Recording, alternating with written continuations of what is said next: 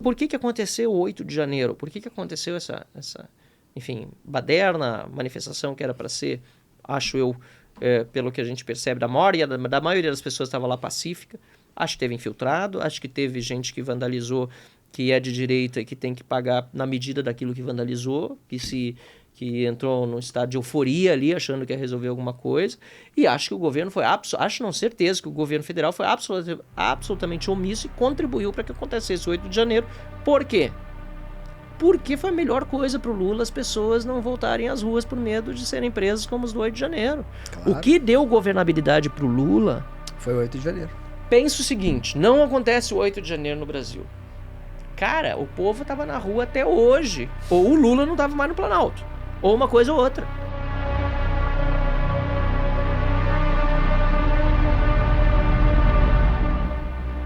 Caminhoneiro, a turma toda, o agro, cara, só saíram das ruas por causa do 8 de janeiro. Então o 8 de janeiro é tão importante pro PT e pro Lula e pro STF também, assim por diante. Infelizmente, às custas de tanta gente inocente, tanta gente que está sofrendo, está perdendo uma fase importante das suas vidas, mais de 1.000, 2.000, 3.000 pessoas, não sei quantas são agora, que estão sofrendo perseguição política no Brasil. É tão importante para o PT porque é o que garante a governabilidade. Se não fosse isso, o povo que estava saindo das ruas desde 2013 já tinha derrubado o Lula. E esse episódio recente na Praça dos Três Poderes? No impeachment. Que isso fique claro. Não precisa... Golpe quem deu foi o STF, quando lá atrás permitiu uma série de ações inconstitucionais acontecerem, inclusive censura, para ajudar o Lula a chegar ao poder. Primeiro solta o cara, depois anulam os processos completamente ilegal, depois censuram na época da eleição, fazem perseguição política. Isso para mim foi golpe. Golpe quem deu foi o STF. Aí, depois, quando o Lula chega ao poder... Se ele permanece no poder sem o 8 de janeiro, a população ia estar nas ruas todos os dias e ia ter conseguido pressionar o Congresso a essas alturas a fazer o impeachment. Ainda mais com o governo indo tão mal como está indo. Já que você mencionou isso, Marcel, né, a gente teve Lava Jato, depois impeachment, depois foi uma série de reformas que o Brasil fez, que melhoraram muito o ambiente institucional, por exemplo, a lei das estatais, né? Mas isso não existe mais. É verdade, né? Isso não existe mais. Onde que o Brasil se perdeu? Em que ponto que esse avanço institucional que a gente vinha tendo, ele caiu e voltou a gente ter um Estado democrático de direito um pouco ameaçado? Cara, a pergunta é excelente. Essa pergunta é excelente, eu respondi. Eu queria me lembrar como eu respondi aquela noite lá no teu evento, Ferri. Mas eu tava me lembrando de 3 pontos. Eu lembro que eu falei em 3 pontos, não sei se vou lembrar todos eles, mas eu lembro que um deles foi que a gente acreditou e foi bom, né? Que a gente, enfim, teve aquele momento da Lava Jato, que tudo aconteceu, mas a gente acreditou que o Estado de Direito estava aí para ficar, né? Que a gente ia ter uma justiça que funcionasse de uma forma duradoura, que os políticos iriam realmente para a cadeia e que não ia ter os corruptos, obviamente, né, os empresários corruptos, ou que iam pagar pelos seus crimes, independentemente se a cadeia, multa, o que fosse, sem precisar a gente ter medo de um retrocesso. E isso aí, infelizmente, com o tempo, a gente viu que, infelizmente, não era forte que chega esse Estado de Direito que a gente tinha no Brasil. Não. O segundo aspecto que eu acho importante, talvez não vai ser o mesmo que eu falei aquela noite, mas que eu acho importante que a gente precisa refletir sobre ele, é sobre o poder da rede social e da imprensa tradicional. A imprensa, ela se repaginou, adquiriu um novo poder, e uma pena que foi para o mal. Porque a imprensa teve o privilégio de uma segunda chance. Quando surgem as redes sociais, e graças às redes sociais que aconteceram os momentos de 2013, depois impeachment da Dilma, quando surgem as redes sociais lá atrás, elas surgem para dar voz para o cidadão, né? Não com esse intuito, mas acabam dando como consequência voz ao cidadão, e acabam também desnudando a parte da imprensa que é corrupta, que não que abusou do seu poder. Tá? Porque a imprensa era, até o início das redes sociais, quem controlava a informação. Isso que vocês estão fazendo aqui não existia.